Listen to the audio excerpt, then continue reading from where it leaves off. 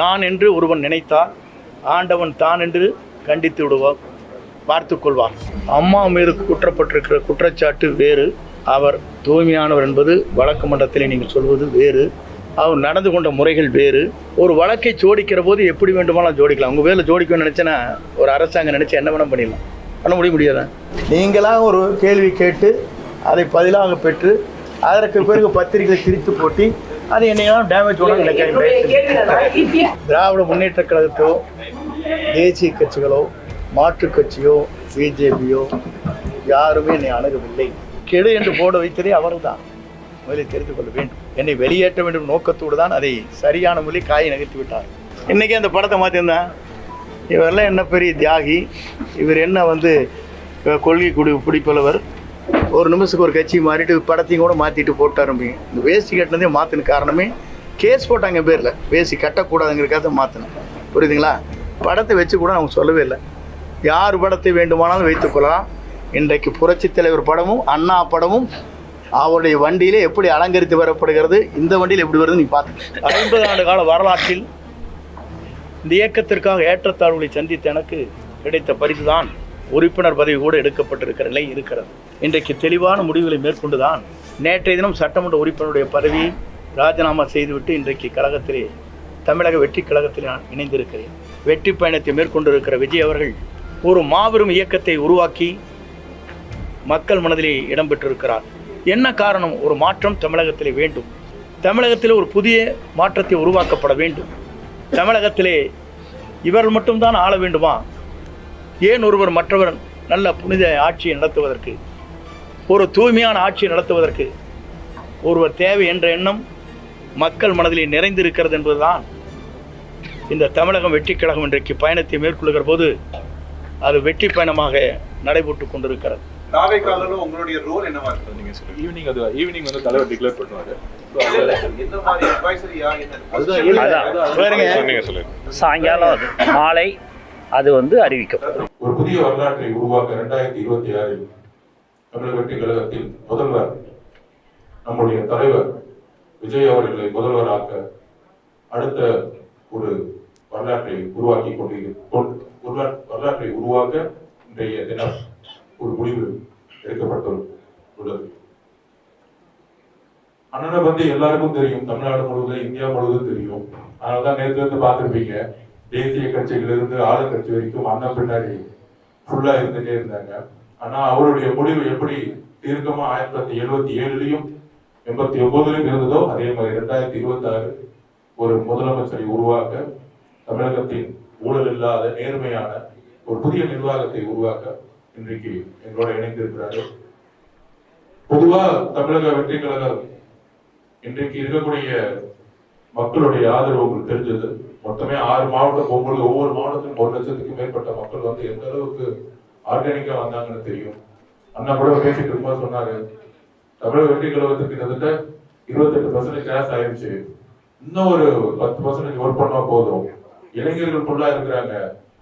40 வயசுக்கு மேல இருக்கவங்க எல்லாம் 18 வயசுல இருந்து 75 வயசு வரைக்கும் 90 வயசு வரைக்கும் நம்ம இன்வெர்ட் ஒரு பயணத்தை உருவாக்குவோம் அண்ணன்ங்கிறது உள்ள பேசிட்டு இருந்தாரு. அந்த அளவுக்கு 55 வருஷமா உண்மையாகவும் நேர்மையாகவும் ஒரு கட்சியில் இருந்து வெற்றியும் தோல்வியும் இழப்புகளிலும் கூட இருந்து, வெற்றி மட்டும் இல்ல பல்வேறு இழப்புகளிலும் அண்ணன் அந்த தலைமைகளோட இருந்து மிகப்பெரிய ஒரு அனுபவம். தமிழக வெற்றி கழகத்துல இளைஞர்களுக்கு ஒரு மிகப்பெரிய வேகம் இருக்கு எங்களுக்கு. அது அனுபவத்தோட அண்ணன் வந்திருக்கிறாரு. எங்க பொதுச் செயலாளர் ஆனந்தன் இருக்கிறாரு. அந்த மாதிரி இந்த வேகத்தோட இந்த அனுபவம் இணையும் பொழுது 26ல ஒரு பெரிய வரலாற்றை உருவாக்குவோம். அதுக்கான அண்ணனுடைய அனைத்து ஆலோசனைகளும் அவருடைய வேலைகளும் இணைந்து நாங்கெல்லாம் சேர்ந்து இணைந்து ஒரு விஷயத்தை உருவாக்கணுங்கிறத நாங்க பதிவு பண்றோம். அண்ணனை எல்லோரும் தமிழக வெற்றி கழகத்திற்கு 1.5 கோடி தொண்டர்களும் இன்றைக்கு மிக மிக ஒரு ஆர்வத்துடன் வரவேற்கிறோம். அண்ணன் அவர்களை வருக, ஒரு புதிய வரலாற்றை உருவாக்குவோம். பத்திரிகை நண்பர்கள், தொலைக்காட்சி நண்பர்களுக்கு என்னுடைய இதயபூர்வமான வாழ்த்துக்களை நான் முதலில் தெரிவித்துக் கொள்கிறேன். 2 நாட்களாக நீங்கள் படும் பாடுகள் எவ்வளவு கஷ்டத்தோடு உங்கள் பயணங்களை மேற்கொண்டிருக்கிறீர்கள் என்பதை நான் கண்கூடாக பார்த்தேன். எவ்வளவு இடர்பாடுகளுக்கு இடையில் என்னை பின்தொடர்ந்து வருவது எவ்வளவு கடினம் என்பதையும் தெரிந்து என்னை பல வகையிலே துரத்தி நீங்கள் பிடித்தீர்கள் என்பது எனக்கு தெரியும். அப்படி உழைக்கக்கூடியவர் நீங்கள். உங்களுக்கு வாழ்த்து சொல்வது மட்டுமல்ல, நீங்கள் எல்லோரும் நீண்ட நாட்கள் இறைவனர்களால் எல்லா சிறப்புகளும் பெற வேண்டும் என்ற வாழ்த்துக்களை நான் முதலில் தெரிவித்துக் கொள்கிறேன். தொலைக்காட்சியிலே பணியாற்றுகிற நண்பர்கள், அதேபோல பத்திரிகை நண்பர்கள், ஊடகங்கள் அனைத்துமே ஒவ்வொருவருக்கொரு போட்டி போட்டுக்கொண்டு கடுமையாக உழைத்து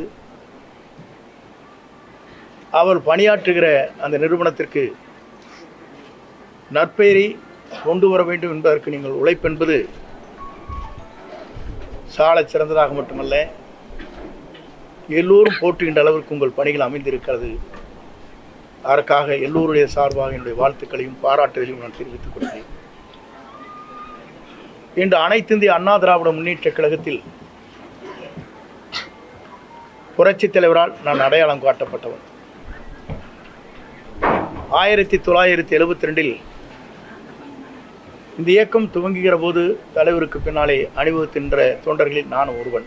புரட்சித் தலைவரால் ஈர்க்கப்பட்டு 75 பொதுக்குழு கோவையிலே பிரசிடென்ட் ஹாலிலே நடைபெறுகிற போது அதற்கு முழு பொறுப்பையும் அண்ணன் அரங்கநாயகம் மணிமாறன் என்னிடத்திலே ஒப்படைத்தார். அந்த பணிகளை தலைவர் பாராட்டுகின்ற அளவிற்கு அந்த பணிகளை நாங்கள் முடித்து அவர் இருக்கின்ற சத்யா ஸ்டுடியோவிலே சந்திக்கின்ற போது அவர் என்னை கட்டிப்பிடித்து தழுவி, ஒரு இளைஞராக இருக்கிற நீங்கள் இந்த பணிகளை ஆற்றியிருக்கிறீர்கள், நான் பாராட்டுகிறேன் என்று பாராட்டினார். அப்போதெல்லாம் எதிர்க்கட்சியை சார்ந்தவர் சொன்னார்கள், இந்த கட்சி 100 நாட்கள் கூட நடக்காது, 100 நாட்களிலே 100 நாள் படம் என்று சொல்வார்களே, அதை போல மறைந்துவிடும் என்று சொன்னார். பேரறிஞர் அண்ணா அவர்களால் பாராட்டப்பட்டவர் புரட்சித் தலைவர். அண்ணா அவர் சொல்கிற போது, இந்த இயக்கம் இன்றைக்கு வெற்றி பெற்றிருக்கிறது, என்னை நீங்கள் காண வந்திருக்கையில் நான் முதலமைச்சர் என்ற முறையில் என்று சொல்லி என்னை வெற்றி வைத்தவர் குண்டடி விட்டு கிடக்கிறார், அவரை பார்த்து விட்டு வாருங்கள் என்று அண்ணாவால் அடையாளம் காட்டப்பட்டமல்ல பாராட்டுதலை பெற்றவர் புரட்சித் தலைவர். அவர் தன்னுடைய காலத்திலிருந்து அவருடைய பணிகள் என்பது 3 முறை தமிழ்நாட்டில் முதலமைச்சராக அருகிலே அமர்ந்தார். 10,000 மைலுக்கு அப்பாலே சிகிச்சை பெறுகிற போது தமிழ்நாட்டிலே கால் வைக்கிற போது அவர்தான் தமிழ்நாட்டின் நிரந்தர முதலமைச்சர் என்ற வரலாற்றை படைத்தார். அந்த தலைவர் மறைந்ததற்கு பிறகு இயக்கம் 2 கூறுகளாக போகிற போதுதான் 1987 புரட்சித் தலைவர் அம்மாவுடைய வழியிலே நான் பயணத்தை மேற்கொண்டேன். புரட்சித் தலைவர் அம்மா அவர்களும் அவருடைய சுற்றுப்பயணமாக இருந்தாலும் சரி, பல்வேறு ஆலோசனைகள் கேட்கின்ற போது பல்வேறு நண்பர்களோடு நானும் இணைந்து அந்த பணிகளை நான் மேற்கொண்டிருக்கிறேன். புரட்சித் தலைவரால் பாராட்டுதலை பெற்றிருக்கிறேன். எம்மையுமே தன்னுடைய தலையிலே விழுகிறது என்றாலும் கூட சறுக்காமல் வழுக்காமல் இந்த இயக்கத்திற்காகவும் எனக்காகவும் தன்னை அர்ப்பணித்தவர் என்று ஒரு பெரிய கேசட்டை உங்களுக்கு தெரியும். என்னுடைய திருமணத்திலே மட்டுமல்ல, திருச்சியில் நடைபெற்ற நிகழ்ச்சியில் கூட அந்த அளவுக்கு பாராட்டினார். ஆனால் இன்றைக்கு இருக்கிற நிலைகள் வேறு.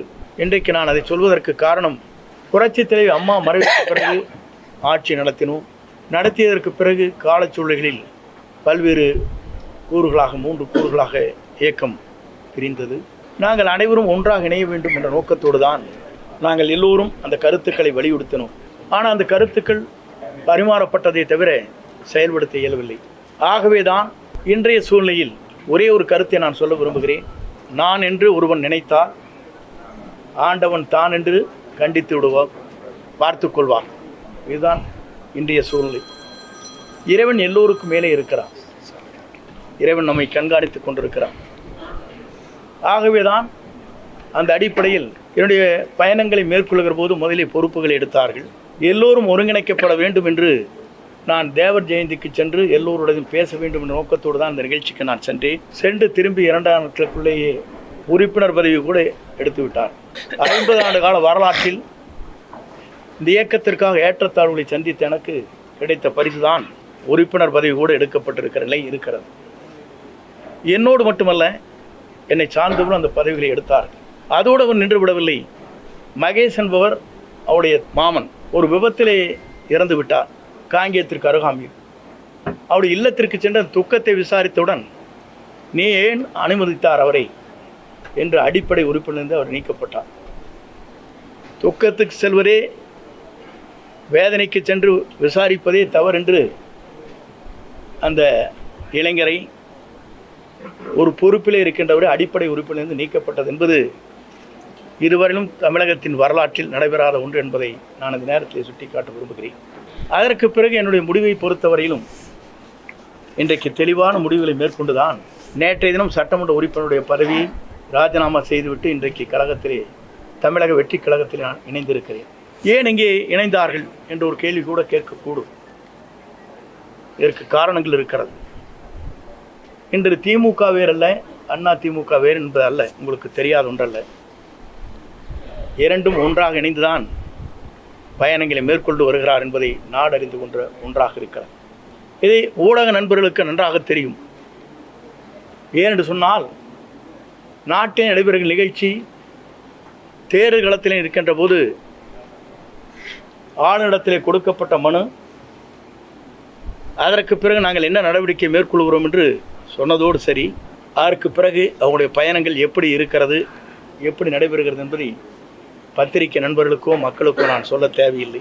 ஆனால் என்னுடைய பயணத்தை பொறுத்தவரையிலும் ஒரு தூய்மையான ஆட்சி தமிழகத்திலே மலர்வதற்கு வெற்றி கழகம், இன்றைக்கு தமிழக வெற்றி கழகம் இளவல் நம்முடைய வெற்றி பயணத்தை மேற்கொண்டிருக்கிற விஜய் அவர்கள் ஒரு மாபெரும் இயக்கத்தை உருவாக்கி மக்கள் மனதிலே இடம்பெற்றிருக்கிறார். இங்கே வந்த பத்திரிகை நண்பர்களே அவருடைய குழந்தைகளை கேட்டால் சொல்லும். பள்ளிக்கு செல்கிற குழந்தையாக இருந்தாலும் கல்லூரிக்கு செல்கிற குழந்தையாக இருந்தாலும் கூட அப்பா அம்மா இந்த முறை அவருக்கு ஓட்டளிகள் என்று கேட்கின்ற நிலை தமிழ்நாட்டிலே பல்வேறு இடங்களிலே பல்வேறு செய்திகள் வந்து கொண்டிருக்கிற நிலை என்னிடத்திலே சொல்லியிருக்கிறார். என்ன காரணம்? ஒரு மாற்றம் தமிழகத்திலே வேண்டும். தமிழகத்தில் ஒரு புதிய மாற்றத்தை உருவாக்கப்பட வேண்டும். தமிழகத்திலே இவர்கள் மட்டும்தான் ஆள வேண்டுமா? ஏன் ஒருவர் மற்றவர் நல்ல புனித ஆட்சியை நடத்துவதற்கு, ஒரு தூய்மையான ஆட்சியை நடத்துவதற்கு ஒருவர் தேவை என்ற எண்ணம் மக்கள் மனதிலே நிறைந்திருக்கிறது என்பதுதான் இந்த தமிழகம் வெற்றி கழகம் இன்றைக்கு பயணத்தை மேற்கொள்கிற போது அது வெற்றி பயணமாக நடைபெற்று கொண்டிருக்கிறது. குறிப்பாக இதை நான் சொல்வதற்கு காரணம், எல்லா நாடுகளிலும் எல்லா மாநிலங்களிலும் பல்வேறு மாற்றங்கள் உருவாகி கொண்டிருக்கிறது. டெல்லியை எடுத்துக்கொண்டாலும் கூட 2 கட்சிகள் தான் பெரிய கட்சி என்கிற போது அன்றைக்கு மாற்றங்கள் உருவாக்கப்பட்டது. ஆம் ஆத்மா வந்தது. அதே நேரத்தில் பஞ்சாபிலே கூட காங்கிரஸ் 2 கட்சிகள் போட்டி போட்டு கொண்டிருக்கிற போது இடையிலே மற்றொரு கட்சி அங்கே வருகின்ற வாய்ப்பு அங்கே உருவாக்கப்பட்டது. இதையெல்லாம் நான் எதற்காக சொல்லுவேன் சொன்னால், மக்கள் மாற்றத்தை விரும்புகிறார்.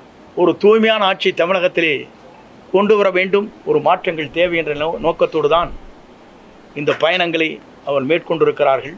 இந்த பயணம் என்பது உங்கள் தொலைக்காட்சி நண்பர்கள் மட்டுமல்ல, மக்கள் இன்றைக்கு முழு மனதோடு வரவேற்றிருக்கிறார்கள். வரவேற்பு மட்டுமல்ல, வெற்றியை சூடுவதற்கு காத்து கொண்டிருக்கிறார், நேரத்தை பார்த்து கொண்டுதான். ஆகவே 2026 என்பது மக்களால் வரவேற்கப்படுகிற, மக்களால் ஏற்றுக்கொள்ளப்படுகிற, மக்களால் உருவாக்கப்படுகிற ஒரு புனித ஆட்சி தமிழகத்தில் உருவாகுவதற்கு நம்முடைய வெற்றி கழகத்துடைய தலைவர் அன்பிற்கினிய இளவல் விஜய் அவர்கள் வெற்றி பெறுவார்கள். 2026 மக்களால் மாபெரும் புரட்சி உருவாகி வெற்றி என்ற இலக்கை அவர் எட்டுவார் என்பதை மட்டும் நான் இந்த நேரத்திலே உங்களுக்கு பணிவன்போடு தெரிவித்து, வருகின்றிருக்கிற தொலைக்காட்சி நண்பர்கள், ஊடக நண்பர்களுக்கு என் வாழ்த்துக்களையும் நன்றியும் பாராட்டுதலையும் தெரிவித்துக் கொள்கிறேன். நன்றி, வணக்கம்.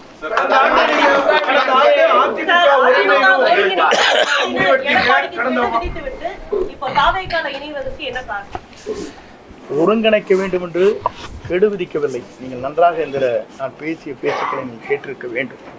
இதனை கேட்காதே நீங்களாக போட்டுவிட்டு ஹெட்லைன் போட்டுவிட்டு 5 நாட்கள் தான் அவகாசம் கொடுத்திருக்கிறார் என்று சொன்னீர்கள். அதில் முழுமையாக நீங்கள் பார்க்க வேண்டும். அப்போது தொலைக்காட்சி நண்பர் கேட்டார், 5 நாட்களுக்குள்ளே முடிக்க வேண்டுமா என்று கேட்டார். இல்லை, பேச்சுவார்த்தை துவங்க வேண்டும். 1 மாதமோ 1.5 மாத காலமோ எடுத்துக்கொள்ளுங்கள். அதில் யாரை சேர்த்த வேண்டும் என்பது பொதுச் செயலாளர் முடிவு செய்யட்டும் என்று தெளிவாக சொல்லியிருக்கேன். நான் நீங்கள் பார்த்துருப்பீங்க நினைக்கிறேன். ஆனால் கெடு என்று போட வைத்ததே அவர்தான். முதலில் தெரிந்து கொள்ள வேண்டும். என்னை வெளியேற்ற வேண்டும் நோக்கத்தோடு தான் அதை சரியான முறையில் காயை நகர்த்தி விட்டார்.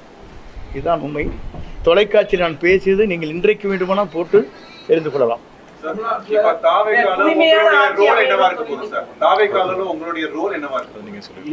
ஈவினிங் வந்து தலைவர் டிக்ளேர் பண்ணுவாரு. என்ன மாதிரி அட்வைசரியா என்ன? அதான் நீங்க சொல்லுங்க. சாயங்காலம் அது மாலை அது வந்து அறிவிக்கப்படும். அதுதாங்க. அடுத்து மத்த क्वेश्चन நீங்க ஜெயலலிதா அம்மையார் தலைமையையும் பங்கேற்றிருந்தீங்க. அந்த ஆட்சி தூய்மையான ஆட்சி இல்லையா?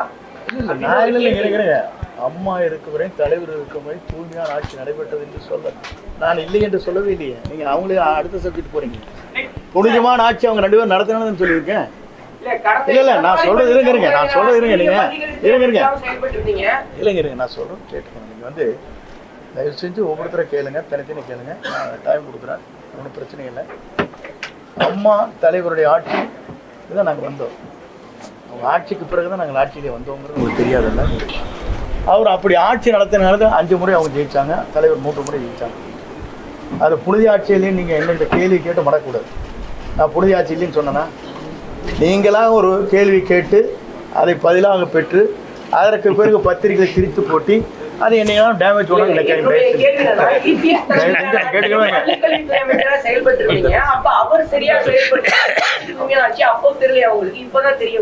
இல்ல நீங்க அதுக்கு முன்னாலேயே நான் ஒரே ஒரு கேள்விக்கிட்ட பதில் சொன்னேன். தூய்மையான ஆட்சி இருக்கிறதா இல்லையா என்பதற்கு கவர்னரிடத்திலே மனு கொடுத்தவர் யார்? நான் கொடுக்கல. யார் கொடுத்தா? எதிர்கட்சி கொடுத்தாங்கன்னு இல்லையா? அப்புறம் எதை கேட்குறீங்க? நீதிமன்றம் சொல்லியிருக்கு அம்மையார் ஜெயலலிதா அவர்கள் ஏவன் குற்றவாளி அப்படின்னு. அப்படி இருக்கும்போது அவரை எப்படி தமிழக வெற்றி கழகத்துல இணைச்சுக்கிட்டீங்க? ஊழல் ஆட்சி அமையும் சொன்னீங்க. அது சார் உங்களுக்கு இல்ல ஒரே ஒரு காட்சி இருங்க. நீங்க சொல்லிட்டீங்களா? நீங்க குறுக்கேள்வி கேட்கறா எனக்கு நல்லா தெரியும். நான் சொல்லிடுறேன் உங்களுக்கு பதில். தயவு செஞ்சு உங்களுக்கு சொல்லிடுறேன். எப்படின்னா அம்மா மீது குற்றப்பட்டிருக்கிற குற்றச்சாட்டு வேறு, அவர் தூய்மையானவர் என்பது வழக்கு மன்றத்திலே நீங்கள் சொல்வது வேறு, அவர் நடந்து கொண்ட முறைகள் வேறு. ஒரு வழக்கை ஜோடிக்கிற போது எப்படி வேண்டுமானாலும் ஜோடிக்கலாம். உங்கள் வேலை ஜோடிக்கணும்னு நினச்சேன்னா ஒரு அரசாங்கம் நினச்சி என்ன வேணால் பண்ணிடலாம். பண்ண முடியாதா? இல்லை அரசியலே இருங்க நான் சொல்லிடுறேன். நான் சொல்கிறது கேட்டு முடியுங்களேண்ணா. ஒரு எஸ்டிமேட் போடுறீங்க, யார் போடுறான்? இந்த பில்டிங்குடைய வேல்யூ என்னென்னு போட்டால் அவங்களுக்கு வந்து வேல்யூ குறைவாக போட்டிருப்பாங்க. அவங்களுக்கு வேண்டிய நண்பர்கள் இருப்பாங்க, அவங்க வந்து வேல்யூஷன் போடுவாங்க. வீடு ஒரு வேல்யூஷன் என்ன போடுவாங்க உங்களுக்கு தெரியாதா? உங்கள் நண்பர் வந்து உங்களுக்கு வந்து 100 செங்கல் அனுப்பிச்சா ஒரு நண்பர் ஒரு 100 மூட்டை சிமெண்ட் அனுப்பிச்சா உங்களுக்கு அதெல்லாம் எஸ்டிமேட்டில் வருமா? ஒரு வேல்யூஷன் போடுறது பிடபிள்யூங்க. ஆனால் கன்ஸ்ட்ரக்ஷன் செய்கிறது வந்து அவங்க வந்து குறைந்த விலையில் செய்ய முடியும். இப்போ நீங்கள் நிறைய தெரியும், பிடபிள்யூங்கிறது வந்து தனிப்பட்ட முறையில் பூஸ்ட் பண்ணி ஒரு கவர்மெண்ட்டுக்கு இவ்வளோ வரை எஸ்டிமேட் போடலான்னு சொல்லுவாங்க. பார்த்துருக்கீங்களா இல்லையா? வருஷம் 10% இன்க்ரீஸ் பண்ணுவாங்க. கேள்விப்பட்டிருக்கீங்களா இல்லையா?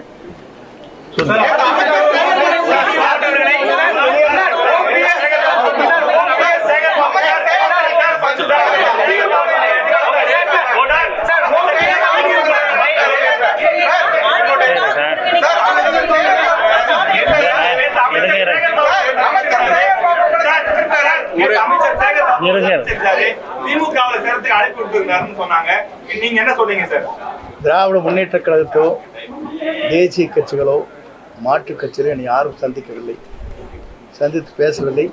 உங்கள் கருத்து மட்டும்தான் பேசியதாகவும் எங்கிட்ட படம் இருக்குதான் காட்டுங்க.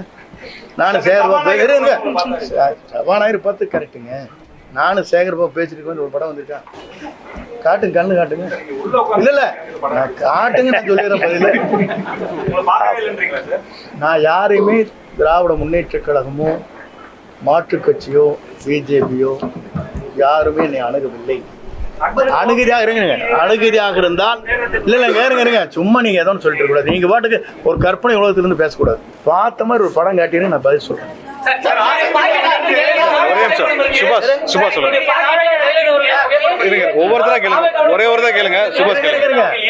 நீங்க என்ன சொல்றீங்கன்னா இது ஜனநாயக கட்சி, யாரை வேண்டுமானாலும் தங்களுடைய விருப்பப்பட்டவர்களே படத்தை வைத்துக் கொள்வது ஆட்சேபனையே கிடையாது. நான் படத்தை வைக்க மாற்றி போட்டோம், இன்னைக்கே மாறிட்டியே டபுள் டிகிரியானு கேட்பேன். நீ சொல்லுவா நீ அலைஞ்சு நான் பேசுகிறேன்.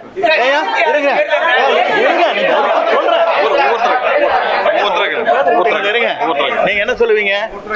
இன்னைக்கே அந்த படத்தை மாற்றிருந்தேன். இவரெல்லாம் என்ன பெரிய தியாகி, இவர் என்ன வந்து கொள்கை பிடிப்பவர், ஒரு நிமிஷத்துக்கு ஒரு கட்சி மாறிட்டு படத்தையும் கூட மாற்றிட்டு போட்டாரும்பீங்க. இந்த வேஷ்டி கட்டினதே மாற்றின காரணமே கேஸ் போட்டாங்க பேரில், வேஷ்டி கட்டக்கூடாதுங்கிறக்காக மாற்றினேன். புரியுதுங்களா? படத்தை வச்சு கூட அவங்க சொல்லவே இல்லை. யார் படத்தை வேண்டுமானாலும் வைத்துக்கொள்ளலாம், இன்றைக்கு புரட்சித் தலைவர் படமும் அண்ணா படமும் அவருடைய வண்டியிலே எப்படி அலங்கரித்து வரப்படுகிறது, இந்த வண்டியில் எப்படி வருது நீங்க பாத்துக்க. 54 வருஷம் கட்சி தொடங்குறதுல இருந்து இங்க இருக்கீங்க. உள்ளூர் கட்சிக்கு போறதுக்கு மற்ற அளவுல தயாராயிட்டீங்களா? இல்ல நான் சொல்றது கேளுங்க. ஒரு இயக்கத்திலே நான் பணியாற்றுவது முழுமையாக அந்த இயக்கத்தில் இருக்கும் வரை அடிக்கடி நல்லா ஜம்ப் பண்ணல பண்ணிருக்கேன்னா தினவர் கட்சிக்கு போயிருக்கேன்னா நான் சொல்றேன். இன்னைக்கு வந்ததுக்கு காரணமே ஒரு புதியமான ஒரு மாற்றத்தை உருவாக்குவதற்கு ஒரு பயணத்தை மேற்கொண்டிருக்கிறார்கள். மக்கள் வரவேற்பு மாபெரும் வரவேற்பு. நீங்கள் பார்க்குறீங்க உங்கள் டிவி கேரளா என்ன சொல்கிறாங்க சேனலில் எங்களுக்கு என்ன வந்துருக்குன்னு சொல்கிறாங்க. 1 கோடி பேர் பார்க்குறாங்க எங்கள் சேனலை. நாங்கள் அதனால தான் 10 சேனல் போட்டு இறங்குற இடத்துலையும் எடுக்கிறோம், நிற்கிற இடத்துலையும் எடுக்கிறோம், அங்கேயும் எடுக்கிறோம். நீங்கள் தானே சொல்கிறீங்க. எனக்கு சொன்ன ஒரு ஓனர் சொல்லியிருக்காரு, 4 ஓனர் கேட்டுக்கிறீங்களா இல்லையா? நாங்கள் அதுக்கு தான் முடிக்க உங்களை படம் எடுத்துகிட்டு இருக்காரு அவரை அப்படிங்கிறாங்க. 10 சேனல் போடுறாங்கிறாங்க. யாராச்சும் போடுறாங்களா? இறங்குற இடத்துல எடுக்கிறீங்க, ஹெலிகாப்டர்ல எடுக்கிறீங்க, ஓடுற போட எடுக்கிறீங்க, அங்கேயும் நிற்கிற போது எடுக்கிறீங்க, சுற்றி எதுக்காக எடுக்கிறீங்க? அப்போ மக்கள் வரவேற்கிறாங்க நோக்கம் தானே அது. வெளிப்படைத்தன்மை இல்ல, அதனால எடுக்கிறோம் சார். இல்ல வெளிப்படைத்தன்மை இல்ல, வேற இருங்க. வெளிப்படைத்தன்மை இல்லைன்னு சொன்னா டெல்லி எடுத்துக்க வேண்டியதானே? டெல்லியில் வெளிப்படைத்தன்மையோட தான் வந்தது காருக்குள்ள, அதெல்லாம் எடுத்து காட்ட வேண்டியதானே?